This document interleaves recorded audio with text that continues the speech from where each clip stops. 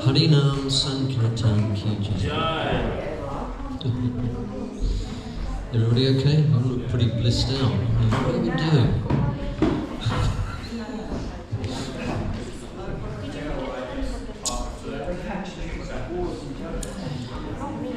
The recommended process for this age we live in meditation is this Harinam Sankirtan. Yes? It's not looking at a candle or a flower. It's remembering Krishna, right? Krishna is the supreme object of meditation. I'm not saying that, that's what the Vedas say. I'm glad to see that you're all engaging in that process.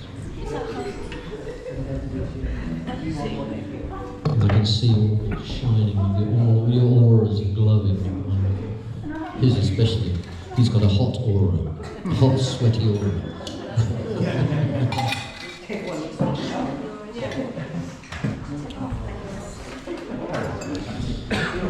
Okay, so we have, everybody looks like experienced transcendentalists to me in here tonight. But you look like, is this your first time here? What's your name? Claire. Claire. Well, welcome, Claire. Thank you for coming. Do you know what this is all about? Or is it a little... Okay. Well, we'll explain a little bit about it. Everybody here is pretty experienced. Some years of experience in this process. We live in an age called Kali Yuga, the age of Kali, age of quarrel, hypocrisy, etc., etc. And to develop or understand spiritual life or have a spiritual process in Kali Yuga is not very easy. So 500 years ago in India,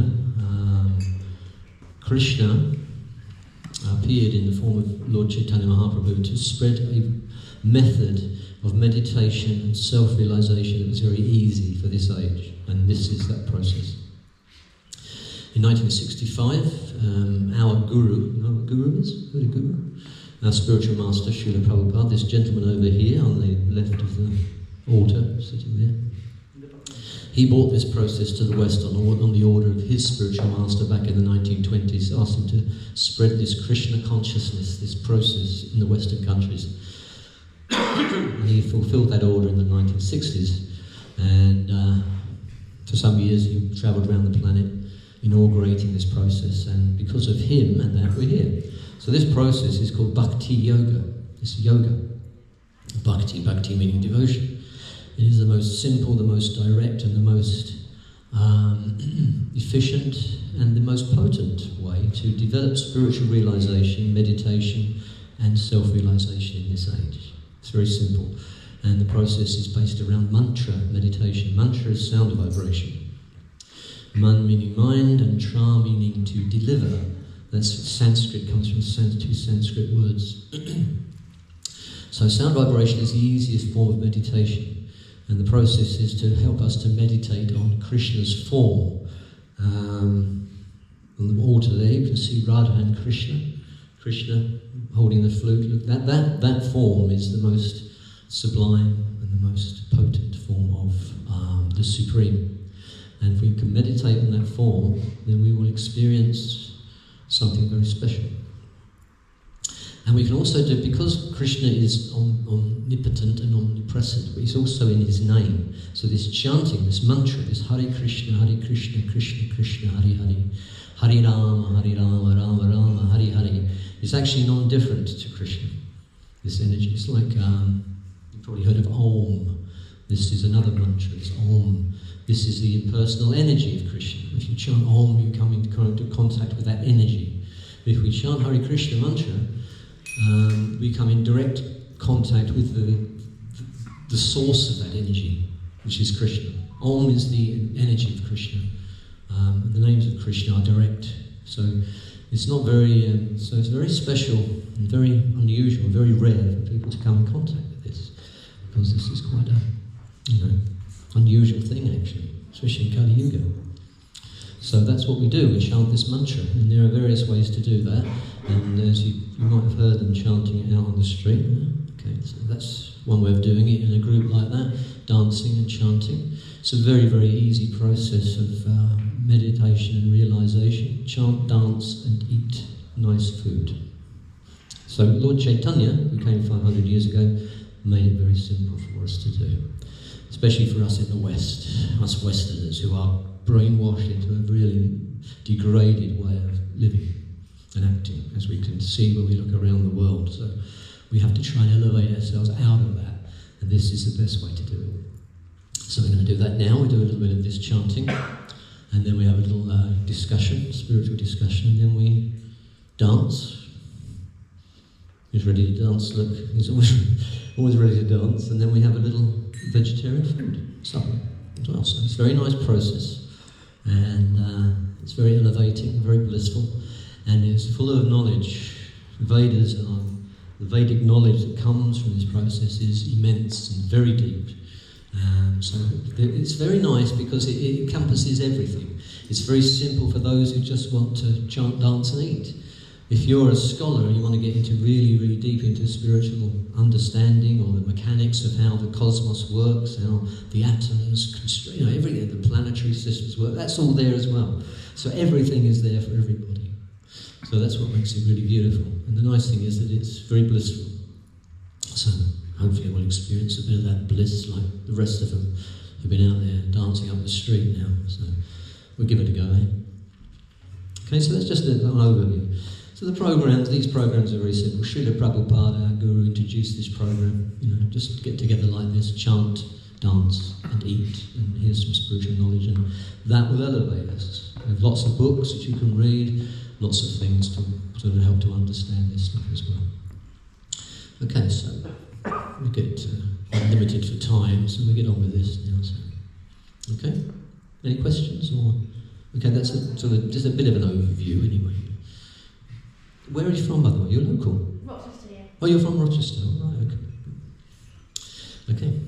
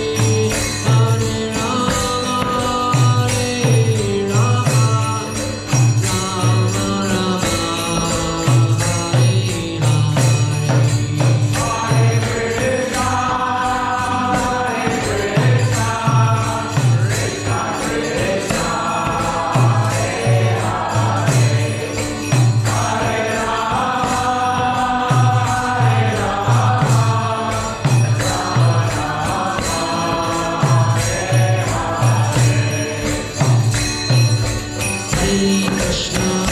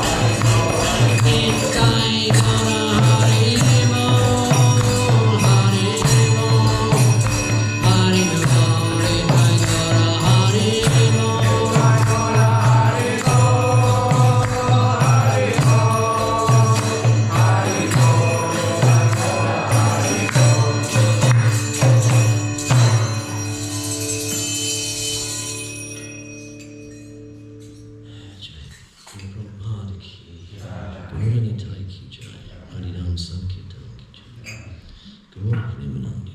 Hare Krishna.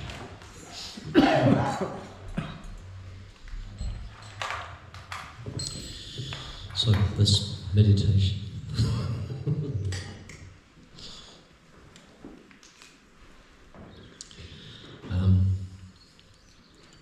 Thank you very much. That was very nice. It's hard to stop, isn't it? That's the trouble. It's very difficult to stop. So this meditation, just for your, this meditation, this Hare Krishna mantra, is done like that, or we could do it personally. And normally that's done on beads like these, which are called japa beads. On these strings of beads, there are 108 beads on one of these. Yeah. So we do for us initiated devotees, we make a vow to our spiritual master to do 16 rounds of these, the minimum. So that's about an hour and a half, something like that, depending on how fast you chant. So that's 16 rounds. So we do that meditation every day. Of course, that's not requisite for people who want to do chant. You can chant anywhere, anytime, under any circumstances. This Hare Krishna mantra is free. It doesn't cost anything. It's the beads do. If you want to do japa meditation, but that's called japa meditation. This is called Sankirtan. So that's how we do this meditation. And it's really just on that mantra. There are other mantras, as you heard, there are different things. Prayers to spiritual masters, to gurus, to Lord Chaitanya, etc., etc. There are many, many mantras and prayers and songs within this tradition. So that's just the main one, is this chanting. That's the important one. And it is important we meditate. You know? It's a very important thing to do. We tend to want to look after our health, physical health. That's what Hatha Yoga and all these other things are there for. But important thing, especially in Kali Yuga, is their internal health. It's really important. We see there is a lot of mental health issues these days people have. We have doctors within our congregation who tell me that there are like 70% GPs, 70% of their patients now have mental health issues. 70%. And a lot of them being children. That's not right. That's not a correct human condition. You shouldn't be like that. So we have to counteract that somehow in Kali Yuga, and this process is the easiest, the most direct, the most simple, the most blissful way of doing that. So it's free. We offer this mantra to you. We give you a money back guarantee. You do whenever you like and take it away. We also read from, we also study scripture. Bhagavad Gita is one. I noticed you looking at the Bhagavad Gita. You have this book. Have you read it? You dipped into it, yeah. Okay, well, so we also study this. So we do a little bit of that in a minute. But firstly, I just want to talk about someone who was very important to me. Is their birthday a couple of days ago. And he left this planet some years ago. But when Srila Prabhupada, our guru, came to the West, first off, he wasn't sure how long he would live, and he was translating some Sanskrit literatures called the Srimad Bhagavatam. And so, just in case he didn't finish it, he decided to do a very condensed version of the 10th canto, which is called the Krishna book. And it was the first book, so it's not the first book I think ISKCON brought out, was it? Was it the first one? No, that wasn't the first one. No. Krishna book. No, Bhagavad Gita was out before that, in certainly others, yeah. Anyway, so he got this person, whose birthday was a couple of days ago too, who was a great devotee actually, and he wrote the foreword to this book. So I just wanted to read that because it's very nice actually. In the book of the Krishna book, the foreword is written by George Harrison of the Beatles, who brought us the manna, the temple and everything in. He's a very great devotee, and he did a lot to spread this movement, help Srila Prabhupada and the devotees. So in the beginning of the book, he wrote this, just so this is very nice. I thought it was nice just to... So this was the introduction. Everybody is looking for Krishna. Some don't realize that they are, but they are. Krishna is God, the source of all that exists, the cause of all that was or will ever be. God is unlimited and he has many names. Allah, Buddha, Jehovah, Rama, all are Krishna, all are one. God is not abstract. He has both the impersonal and the personal aspects of his personality, which is supreme, eternal, blissful, and full of knowledge. As a single drop of water has the same qualities as an ocean of water, so has our consciousness the qualities of God's consciousness. But through our identification and attachment with material energy, physical body, sense pleasures, material possessions, ego, etc., our true transcendental consciousness has been polluted and, like a dirty mirror, is unable to reflect a pure image. With many lives, our association with the temporary has grown. This impermanent body, a bag of bones and flesh, is mistaken for our true self, and we have accepted this temporary condition to be final. Through all ages, great saints have remained as living proof that the non-temporary, permanent state of God consciousness can be revived in all living souls. Each soul is potentially divine. Krishna says in the Bhagavad Gita, steady in the self, being freed from all material contamination, the yogi achieves the highest perfectional stage of happiness in touch with the supreme consciousness. Yoga is a scientific method of God or self-realization. It is the process by which we purify our consciousness, stop further pollution, and arrive at the state of perfection, full knowledge, full bliss. If there is a God, I want to see him. It's pointless to believe in something without proof. And Krishna consciousness and meditation are methods where you can actually obtain God perception. You can actually see God and you can hear him and play with him. It might sound crazy, but he is actually there, actually with you. There are many yogic paths: Raja, Jnana, Hatha, Kriya, Karma, Bhakti, which are all acclaimed by the masters of each method. Swami Bhaktivedanta, that's Srila Prabhupada, is, as his title says, a bhakti yogi following the path of devotion by serving God through each thought, word and deed, and by chanting his holy names. The devotee quickly develops God consciousness by chanting Hare Krishna, Krishna Krishna, Hare Hare, Hare Rama, Rama Rama, Hare Hare. One inevitably arrives at Krishna consciousness. The proof of the pudding is in the eating. I request that you take advantage of this book, Krishna, and enter into his understanding. I also request that you make an appointment to meet your God now through the self-liberating process of yoga, union, and give peace a chance. All you need is love. Krishna, Haribol, George Harrison, 31st of the 3rd, 1970. It's really nice, but it's right, it's correct actually, this is the truth, yes? Everybody's looking for happiness, right? Yes? Who doesn't want to be happy? Everybody's looking for pleasure, right? Does anybody want to be miserable? I always say this, do we have any books called Chant Be Miserable? We have a book called Chant Be Happy, which has some interviews with John Lennon and George Harrison in it, by the way. It's an interesting, nice book to read. This chanting will make you happy. It will produce a state of happiness, a state of bliss, a state of ecstasy within you. Because that is our nature, that is the true nature of what we are.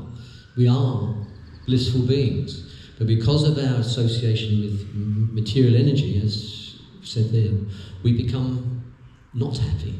Because we're chasing something which isn't there. We're looking for something which doesn't exist there. There's no happiness in the material world.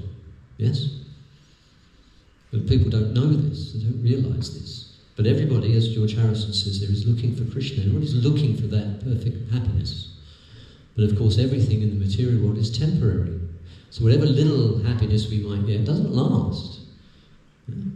But this we can do, and I've been chanting Hare Krishna now for 40 odd years. It's fantastic. It doesn't get any boring, it doesn't get dull, it just gets better and better. This is spiritual pleasure. Yeah? Spiritual pleasure keeps on increasing. Material pleasures keep on decreasing. And then they have some inebriety within them, intoxication, whatever it might be, meat eating.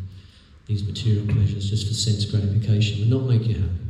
They'll have a degenerative effect, they'll do something bad to your body and your consciousness. But Krishna consciousness is a transcendental situation which we can arrive at very simply by chanting this mantra, meditating on Krishna. Very easy, very simple. Like Prabhupada used to say, what is the difficulty? Where is the difficulty? 3 words, all you have to do. Just chant 3 words. Is that difficult? Does anybody find that difficult yet? No, it's so easy. Krishna couldn't have made it any easier. In Kali Yuga, he's given us the most simple method to achieve the goal of our existence. It's amazing, really, when you think about it. When you meditate on that, just that, it's a fantastic thing, right? So keep chanting, and thank you for doing the Sankirtan as well, the Harinam tonight. That's lovely. Did you all enjoy that? It wasn't raining tonight. Didn't make your hair go frizzy. That's okay. Okay, so we're going to carry on with a bit of the Bhagavad Gita. But now, Srila Prabhupada, our Guru, before we read or study a little bit of Bhagavad Gita, he always chanted this last song, mantra. Do you want to do it? Yeah? Okay, so I'll hand over to these down here. They can do this one.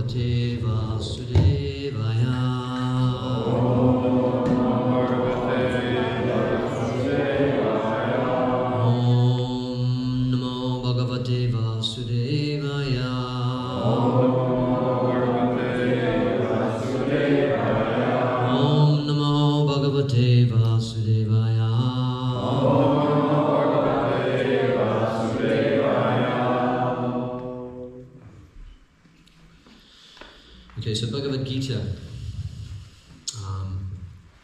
Bhagavan means supreme, and Gita means song. The song of the supreme. That's the literal sort of meaning of the title of Bhagavad Gita.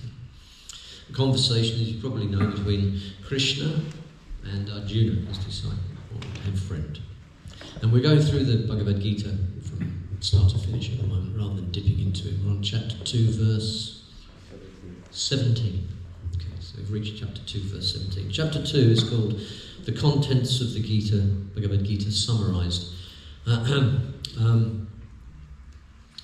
Just a quick overview. This is, as you probably know, the Bhagavad Gita is spoken on the battlefield by Krishna to Arjuna. Arjuna is a warrior, and he's going to be taking part in a rather large battle. Krishna is his chariot driver, as he said he would take part of his chariot driver. And Arjuna is perplexed and distraught and in a bad way because he is looking at the opposing army, the people he has to kill in this battle. And he sees that he has relatives there and teachers and all these sort of things. So he becomes distressed, thinking, I don't want to do this. You know, I don't want to kill my family members and gurus and teachers. You know. So he breaks down and says, Krishna, I'm not going to do this. So Krishna is explaining to him why he should do it. Of course, it's not the sort of war we see in our present day. You know, it's a little different. So this isn't Vladimir Putin, you know, invading Ukraine or something like that. This is a proper, you know, war, right? Fought on religious, spiritual grounds. You know, there was no other alternative. You know, and on this planet, I mean, everybody would like to talk about peace, but unfortunately, this planet, there is a lot of karmic reaction on this planet where these things won't stop unless we take to this process. That's the only way we're ever going to stop this stuff. Won't stop in a material sense. Wars will happen due to karma. Karma, you know what karma is? Karma is reaction to action. You know, so these things will go on.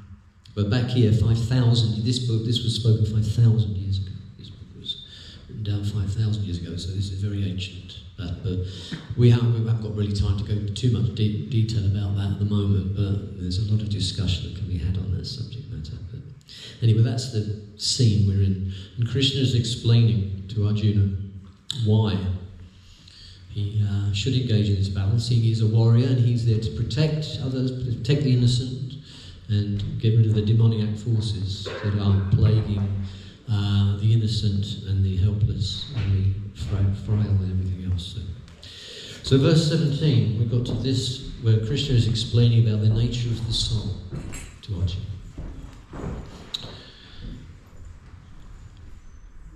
Avinashi tu tad vidihi yena sarvamidam tatam vinasham avyaya yasya na kashchit kartum mahati. Would you like to repeat this? Avinashi tu tad vidihi yena sarvamidam tatam vinasham avyayasya na kashchit kartum mahati.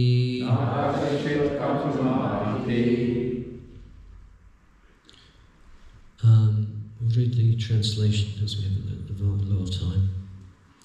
That which pervades the entire body you should know to be indestructible. No one is able to destroy that imperishable soul. that which pervades the entire body you should know to be indestructible. No one is able to destroy that imperishable soul. So previously, Krishna has been explaining to Arjuna that actually when you kill these people, you're not really killing them, you're only killing the body. Yes? Which is a material thing made up of material energy. The thing that activates the body never dies. It's indestructible. So in one sense, from one perspective, if he's engaging in this stuff, then he's not actually killing anybody. In fact, everybody is getting liberated on this battlefield because Krishna's there. So it's actually a different way of perceiving this process. So Srila Prabhupada explains in the purport, this verse more clearly explains the real nature of the soul, which is spread all over the body. Anyone can understand what is spread all over the body. It is consciousness. Yeah? Can we all understand that? Yeah? Seems pretty simple, really, doesn't it? The nature of us, or the nature of us as the thing we are, is this consciousness. Yes? We're operating a machine here, right? We're sitting in a machine and we're operating a machine. When we die, when the body dies, what happens? The machine stops working, right? So something isn't operating the machine anymore, right? Yeah? So that's what we are. That's us, not the body. That's the most important instruction in Bhagavad Gita, especially from chapter 2, is that we are not the body.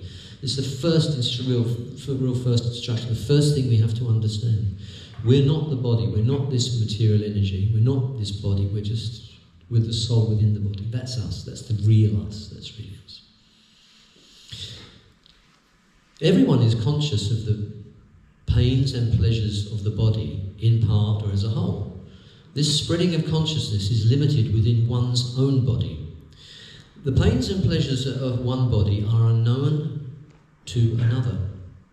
Therefore, each and every body is the embodiment of an individual soul, and the symptom of the soul's presence is perceived as individual consciousness. Now, that's a very important point for us to understand as devotees, as Vaishnavas, as practicing this, because this is Prabhupada differentiating between what Krishna consciousness is and what impersonalism is.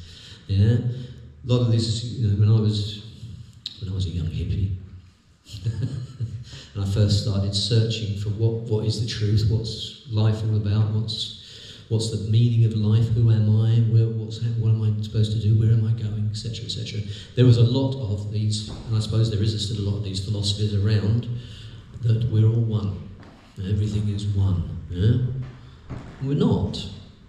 Yeah? This is what Prabhupada, it's especially important to understand. This is why Prabhupada came to the West. And in our prayers to the spiritual master, it says there very specifically that he came to get rid of this notion of impersonalism, yeah?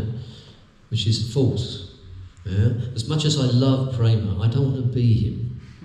I'm different to him. I'm not one with him, right? I don't understand what's going on inside his body, and he doesn't understand what's going on. Well, he does, he's a doctor. So to a degree he does, but you understand what I mean. He's different. We're all individuals. We're not all one, yeah? This idea of oneness and we all merge into oneness is not right. It's not real. It's not the reality of the situation. We always are individuals, and we always remain individuals. Yeah. That's what this whole philosophy is about, in one sense. You know? We're not the body, but we're also always individual. The spirit soul is never different. It's like, but we're minute sparks of a big fire, which is Krishna. So we're the same in quality as Krishna, but in quantity we're very minute. If you think of a big bonfire and you see a little spark come off the bonfire, that's us. The big bonfire is Krishna. So we are the same in one sense because we're fire, but the spark is different to the bonfire. Yes? Does that make sense? So that's the truth. That's the reality of the situation. We're not all one. Well, there's oneness and everything else. A very nice concept. I used to quite like that. And a lot of religions or a lot of spiritual processes are built around this. Buddhism, I think, is this sort of concept, perhaps. So that's impersonalism. We have to be very, very clear, and Prabhupada was very strict about this, that we're not impersonalists. And that is not the correct conclusion. It's certainly not what Krishna is teaching. And Krishna is the supreme, so he can't be wrong, right?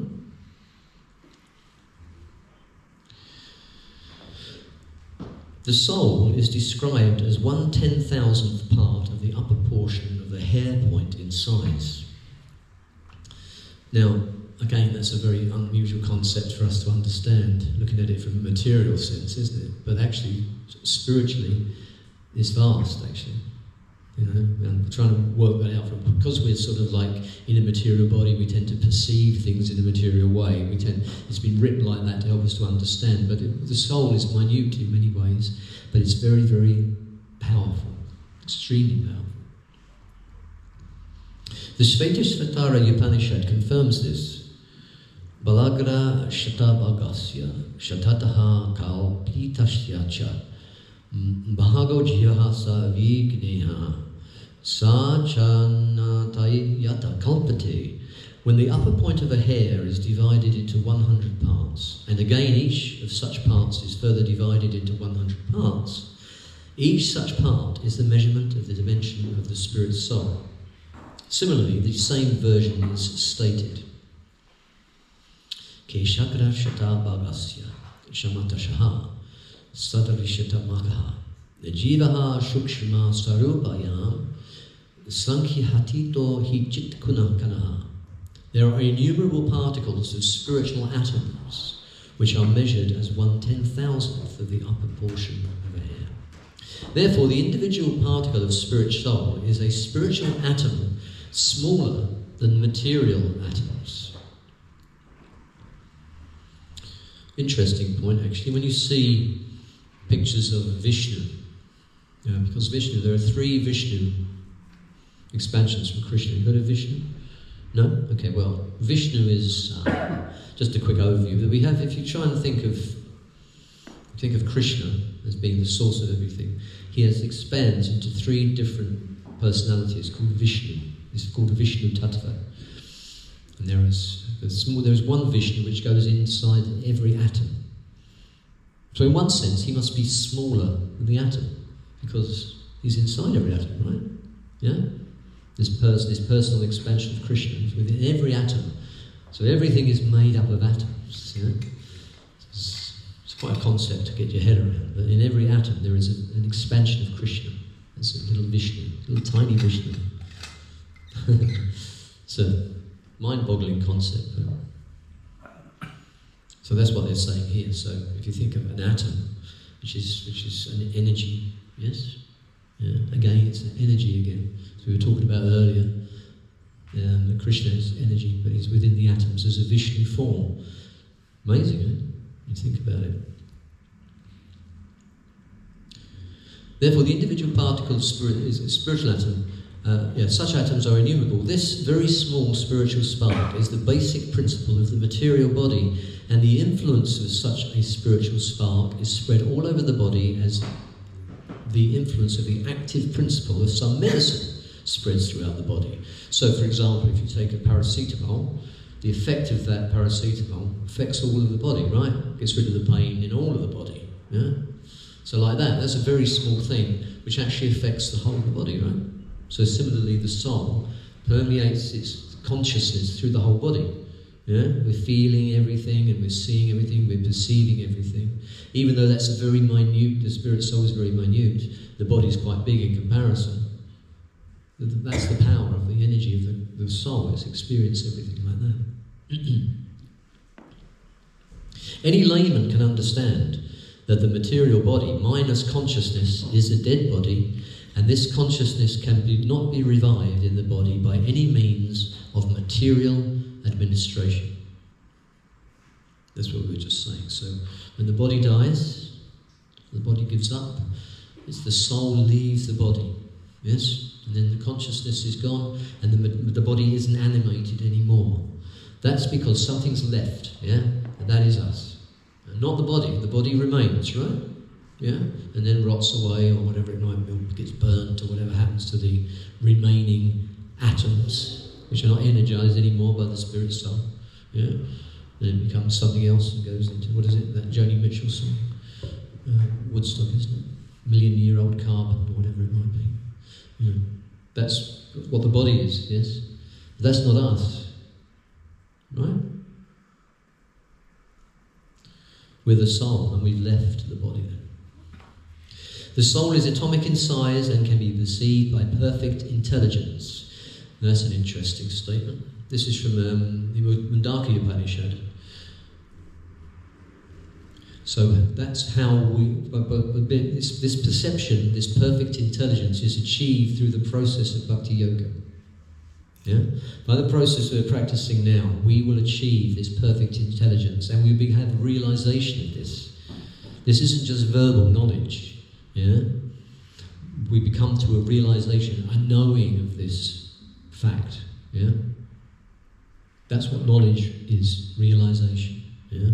We understand this to be the reality of the situation. We understand this to be the truth. Not by what somebody is telling us, but by our direct perception, by our direct understanding from internally.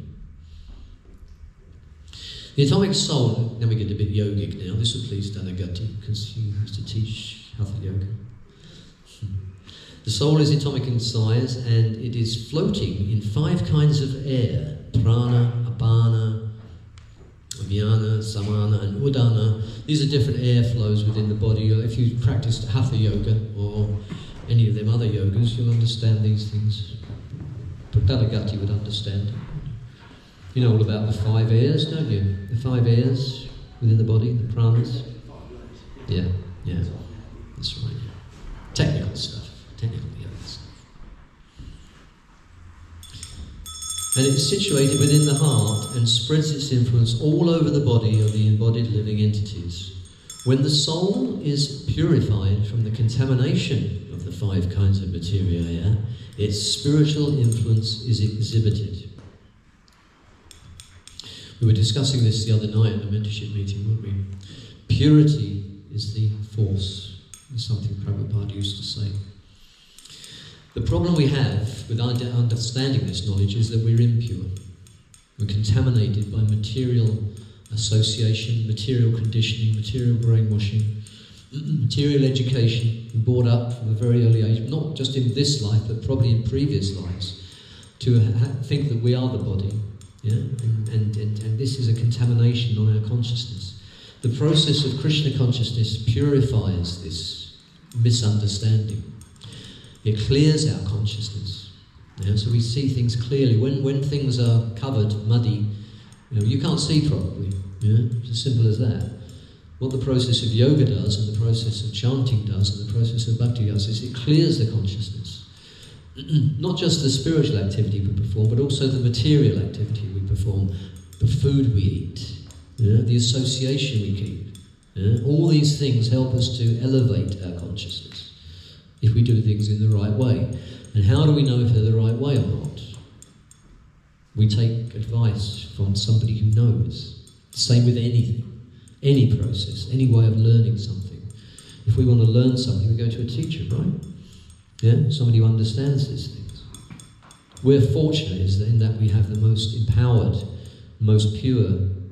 And this isn't just something we say because we're attached to Srila Prabhupada.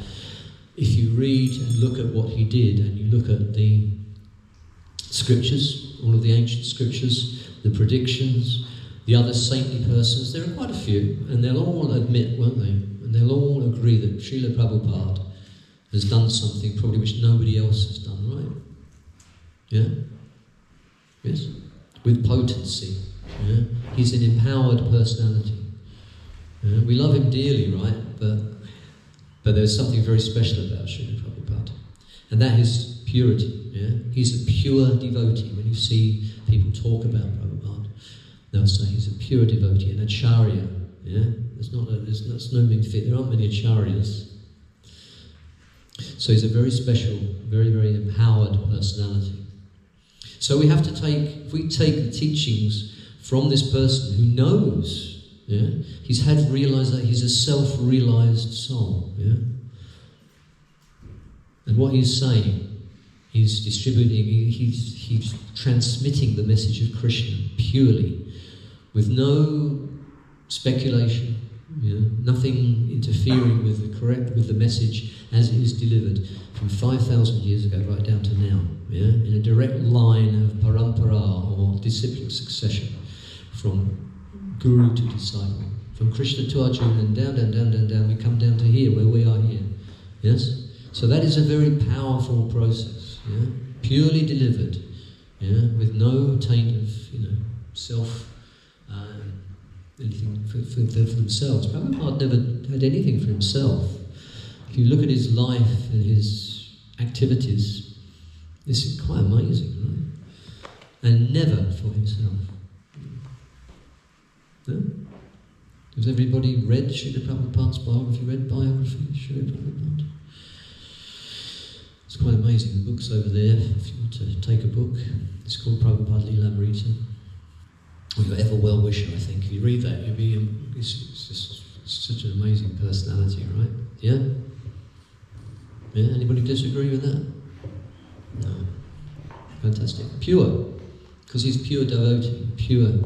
And that purity is the force. If we can develop that purity within us, not only will we get this realization, this knowledge which has been spoken in Bhagavad Gita, but we'll be able to help others to understand it as well. And we can elevate their lives and make them happy. Yeah? And that's the whole point of bhakti, isn't it? Really. Yeah? To help to pull the suffering humanity out of this well of maya or illusion that everybody is in. Yeah? Through this very simple process. Yeah? What's the difficulty? In fact, it's very difficult. Actually. It seems very simple, isn't it? But to actually do it, is not so simple, right? Yeah? Is it? Does anybody find it simple? I don't. It's simple but difficult. It's simple but difficult. Yeah? Absolutely. The process is very simple. But because we're so conditioned, because we're so brainwashed and habituated to a certain way of acting, a certain way of being, a certain way of living, and our mind, and this is the most important thing, and our minds will always try to distract us. But we've got to remember, from what we're hearing and reading here, is that's not us. Right? The mind isn't us. Otherwise, who's trying to control the mind? If we're the mind, who's controlling it? I've got to show up, How many times we do stuff, we think, oh my God, what was I doing? Who's controlling it? That's the soul. That's the jiva, the atma. Atomic, that's where the word comes from, atma. That's who is in control. But because we got out of control, the mind just drags us off into any nonsense, any direction. Yeah? So the process of meditation is to control the mind. Yeah? As Krishna says in Bhagavad Gita, the mind can be our best friend or it can be our worst enemy. And also Arjuna also says, but my mind is, how can I control my mind? It's like the wind. How can you control the wind? Very difficult, right? But Krishna also says that by suitable practice you can control it. Yeah? So this isn't some, airy-fairy idea. It's a fact. That's us. We are the soul. Yeah? And we're covered. And we have to control that mind. And that's the most difficult thing out of all of it. Yeah?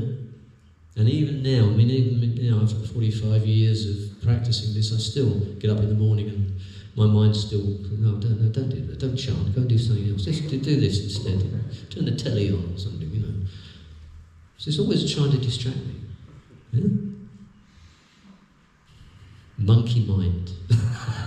That's what they call it, yeah? Very difficult to control the monkey mind. But that's what we have to do. And the best way to do that is by this meditation, this process of meditation. And then when we get into that into that balanced state of consciousness, and things, a lot of people, my mother, I remember my mother always used to make me laugh when things used to happen. She always used to be in a flap about something, And I used to say, don't worry about it. She used to say, well, someone's got to worry about it. And I used to think, no, you don't. You don't have to worry about it. What good is worrying about it? What good is your mind doing this creating all these turbo scenarios, all the time? What good does it do you? No.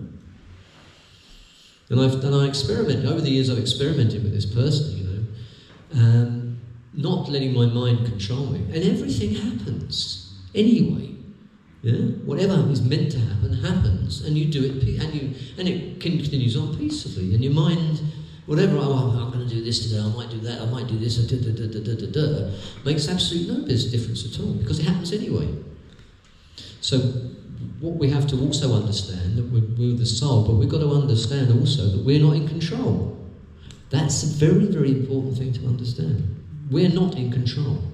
Now that was what first brought me to Krishna. That's what made me realise many, many years ago. A series of events happened. And I thought, hang on a minute, I can't do it. I'm not doing anything about this. This is, something else is controlling this. No matter what I'm trying to think, what I'm trying to control, what I want to do, it's not happening. And it may give me some realisation that, hold on. And if we read, there's a whole lot in Srimad Bhagavatam, etc., about the demigods and everything else who are controlling everything. Well, that's deeper conversation, but we're not in control. But we have a problem, and our problem is our mind, right? And our ego, thinking I am in control. I'm the centre of the universe. Everything revolves around me. Yeah? Everything's for my pleasure, and I'm in control. That's an illusion. That's what is mentioned in these scriptures, and our gurus tell us Maya, illusion. When you understand that, and you start to deal with that in a different way, then life takes on a different quality. Things become easier. Life becomes better. Yes? If you practice this process, everything becomes better. You relinquish control, and then you become happier. You become peaceful. Yeah? You see things differently, right? You perceive things differently, yes?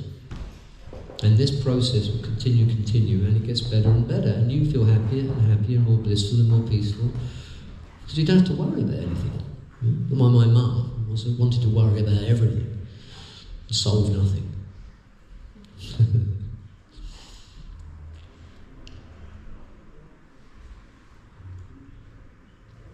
So, back to where we were. Sorry, I went off a bit of a tangent. So the constitution of the atomic soul is admitted in all Vedic literatures. And it is also actually felt in the practical experience of any sane man. Only an insane man can think of this atomic soul as all-pervading Vishnu Tattva. Only an insane man can think of that. We're just discussing Vishnu Tattva. Tattva is expansions and incarnations of Krishna.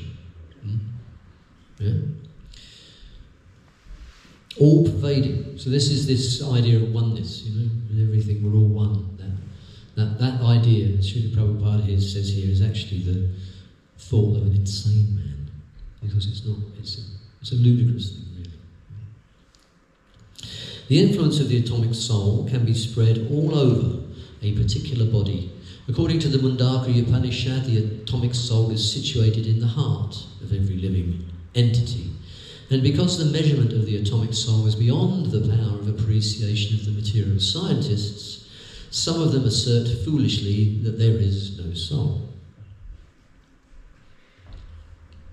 Well, that's a foolish idea, really, when you think about it. It's totally nonsensical, as is a lot of their theories, actually. The individual atomic soul is definitely there in the heart, along with the super soul, and thus all the energies of bodily movement are emanating from this part of the body. It's a bit for you here, Prem, you understand this. The corpuscles, which carry oxygen from the lungs, gather energy from the soul.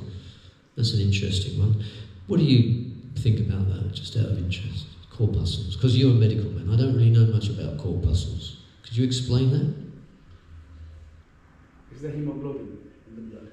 Hemoglobin. That carries the oxygen from the lung. Right. Okay. And that's interesting. And that carries energy from the soul. Yeah? Okay. Interesting point. Anybody else medical here? Yes, we have. Yeah? You understand that? Yeah? Makes sense? These are all blood cells. Mm. So cells contain the chemical that we were talking about, hemoglobin. Right, okay.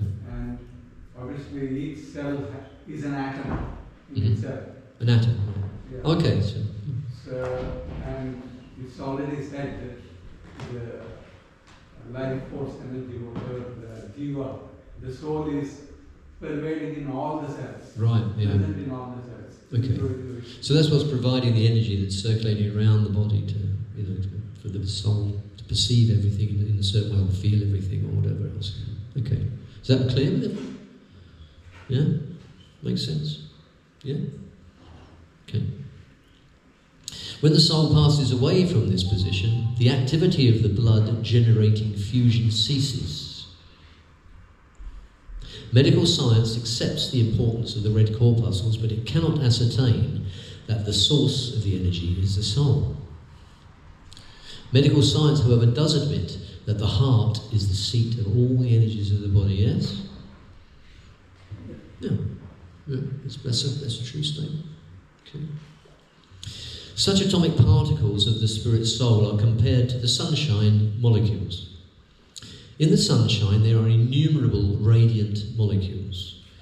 Similarly, the fragmental parts of the Supreme Lord are atomic sparks of the rays of the Supreme Lord. That's a bit similar to what we were just discussing about fire and sparks from the fire. Yeah? Same. Sun and sunshine, the atomic particles within the sunshine are basically the same as the sun, but different. That's where this idea of achinta chinta bheda tattva comes within our simultaneously one and different. So Krishna is simultaneously one, but also different from everything. Does that make sense? Yeah? Yeah.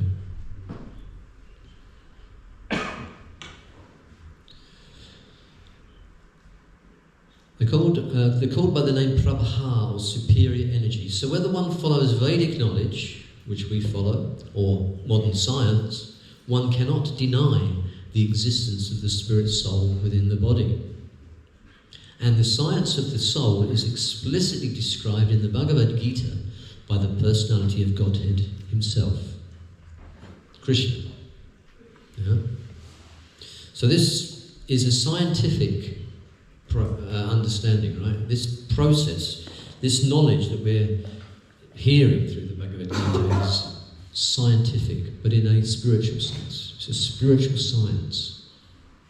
And in that way, when you think of science, science involves a series of experiments and results of experiments, right? If we make the experiment and do what Prabhupada says, asks us to do, experiment, chant the mantra, read the books, associate with other devotees, we will experience a result. Yes? So that's a scientific process. If you didn't get anything from it, we wouldn't be sitting here, right? Yeah? If there was no result, we wouldn't be sitting here. It's as simple as that, right? There is but you have to perform the experiment. You have to practice it. Yeah? It's no good taking the jar of honey and licking the outside of the bottle and thinking you're going to taste the honey, because you won't, right? All you'll taste is a glass jar. Yeah? Correct? So it's very important that we have to do the experiment, And it's as simple as that, And we've all done the experiment, right? Yeah?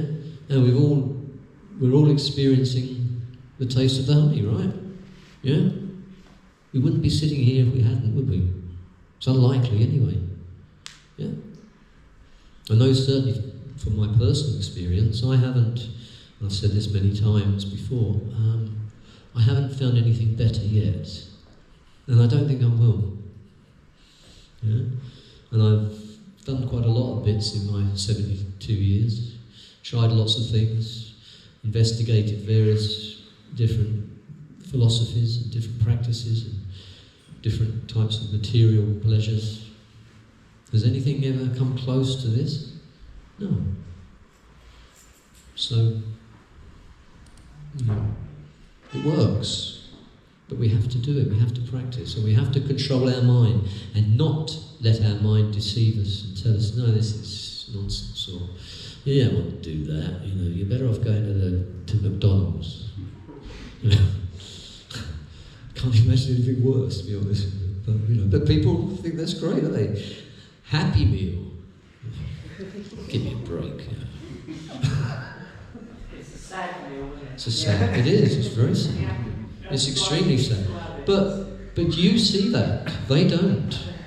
You can perceive that because you're on a different. You're perceiving things in a different way, right? You know. They don't. They can't see it. They think it is. You know. Oh, this is. I'm going to have a McDonald's burger. Oh, great. We do tonight, but then McDonald's, whatever it might be, whatever material pleasure they do out there, I don't know. Never done it. I don't think I've ever been to McDonald's. I wouldn't give them my money anyway. Sorry? They've got the friend styles now that you get with the meal. Yeah. Yeah? Oh, right.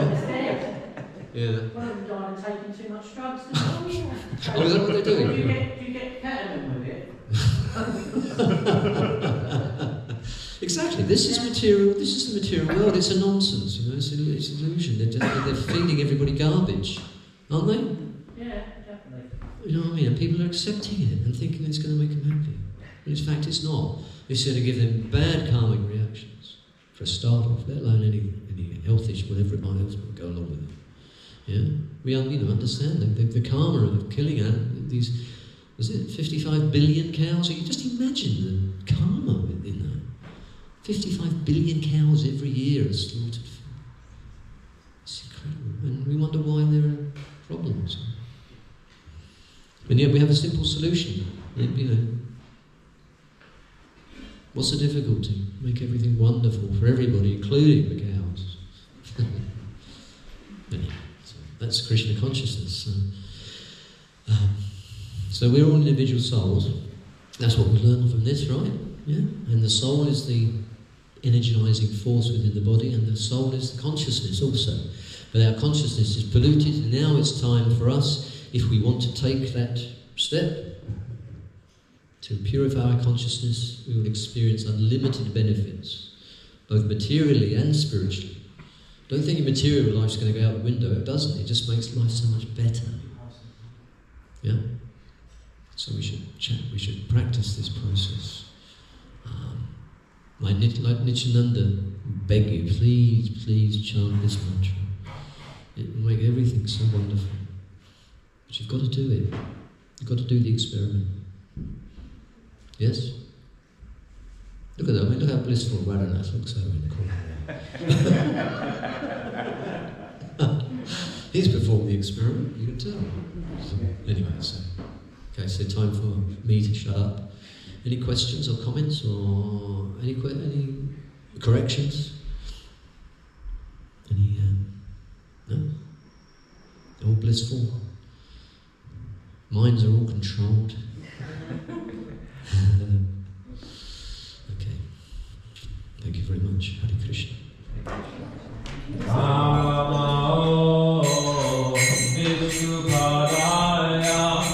Krishna Prasaya Bhutale Srimati Bhakti Vedanta Swami Chiramine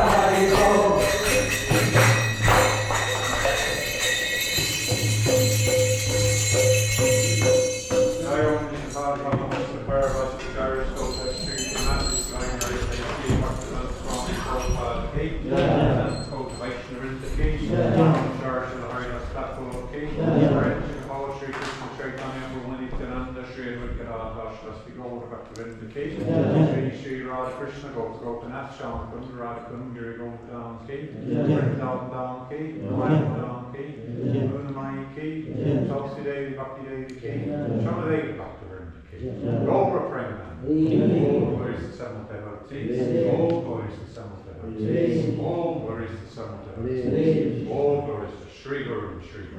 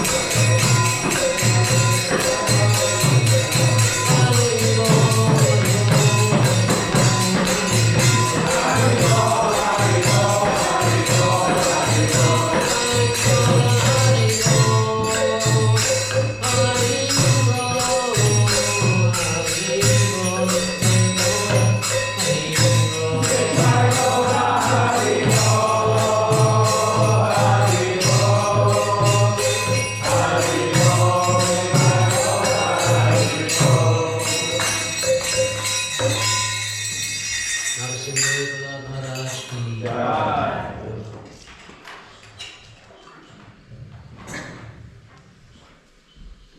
Those of you who don't know, that's an incarnation of Krishna. In a very fearsome form. But he protects the devotees. It's protection. You sing this mantra for protection. Someday.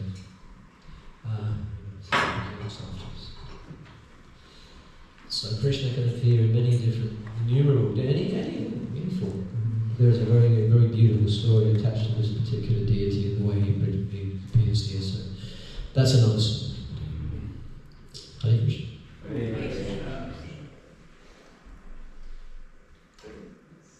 Any announcements before we? Yeah, we do have a couple of announcements. Just a reminder that tomorrow we have a Sangha, that's in Gravesend, Hindu temple, from 3 to 5. I think we'll arrive there about 2:30, so we start preparing things. So from 3 to 5, if anyone would like to join us, please come. We'll be reading Shri Isha Upanishad, which is one of the most very, very important part of Shastras. And it talks very vividly about the personality of God. Basics. Very important. So we're starting that. Next Friday. Yes, Friday quiz. Next Friday is quiz. And she is going to be the master of ceremony. Yeah, so 25 questions? 15, 20? It will be about 20 and 25 minutes long. I don't know how much. Yeah, I think if we restrict it about half an hour max, it'd be nice.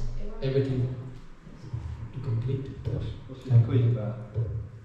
It's Bible Gita until chapter 2, verse 15. So chapter 1, the whole of chapter 1, and chapter 2 to verses 15. So please all come.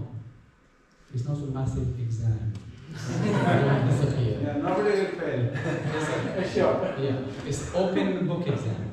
So And you are in like teams, you can pick teams of up to yes, I think we'll do in teams, group activity is nice. So 3 or 4 groups you can form. Please bring your Bhagavad Gita. If you don't have, you can have a Veda base. Yeah, so please have that and come. Yeah, And it's okay. chapter 2, verses 1 to 15. No, So no. the whole of chapter So- 1 and then chapter 2, 1 to 15. More or less where we've got to Yeah. So now we've got to 17. So this quiz is from chapter 1, all of chapter 1 and chapter 2 verses till 15. That's it. Lots of reading over the next week. Lots of reading. It's just But- so you can clear up any misconceptions. But the questions will only come from the translations of the verses, not from third words. Not from third words. Yeah. Huh? No, there will be no Sanskrit test.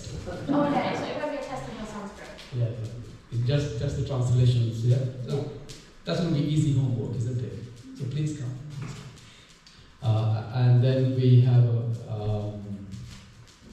a Gauri Purnima festival. So actual date of Gauri Purnima is on Thursday, isn't it? No, it's Tuesday. Third of March, Tuesday. But we will be celebrating on the 7th of March at Doug's farm at Radhanath Prabhu's house and temple. And he has very kindly opened the door again for us to invade and torment it again. So we're making preparations, and you may have seen the program. We will also be celebrating Holi, color. So we have plenty of colors. Please come with appropriate clothes, but they are kind of non-permanent color, so you can very easily rub them off. I think that's it. That's it. Yeah, so far. Hare Krishna. Hare Hare. Prasad Mantra. Who is doing? Mahaprasade Govinde, Mahaprasade Govinde, Nama Pravani Vaishnavi, Brahmane Vaishnavaya Sava Punya Vadam Rajan Sava Punya Vadam Rajan Vishvasumai Vijayate Vishvasumai Vijayate Sarira Vijaya Sarira Vijaya Vinaya Taika Vinaya Taika Ire Ire Sarasangre Janamatye Vivayati Lobamoy Sudomati Lobamoy Sudomati Takiketa Katina Samsare Krishna Bado Doyamo Krishna Bado Doyamo Oribare Jivajo Swapasana Tiravai Swapasana Tiravai Seyan Vitapa Seyan Vitapa Radha Krishna Gunata Radha Krishna Gunata Vedako Chaitanya Nitai Vedako Chaitanya Nitai Jai Jai Nitai Jai Nitai Jai Shri Krishna Chaitanya Jai Shri Krishna Chaitanya Prabhu Nityananda Prabhu Nityananda Shri Advaita Gadadhara Shri Advaita Gadadhara Sri Gaura Bhakta Vrinda Sri Gaura Bhakta Vrinda Hare Krishna Hare Krishna Hare Krishna Hare Krishna Krishna Hare Hare Krishna Krishna Hare Hare Hare Rama Hare Rama Hare Rama Hare Rama Rama Rama Hare Hare Rama Rama Hare Hare Mahaprasad Ki Jai. It's cut the sheet today. Loads of you don't want to. No kitchen.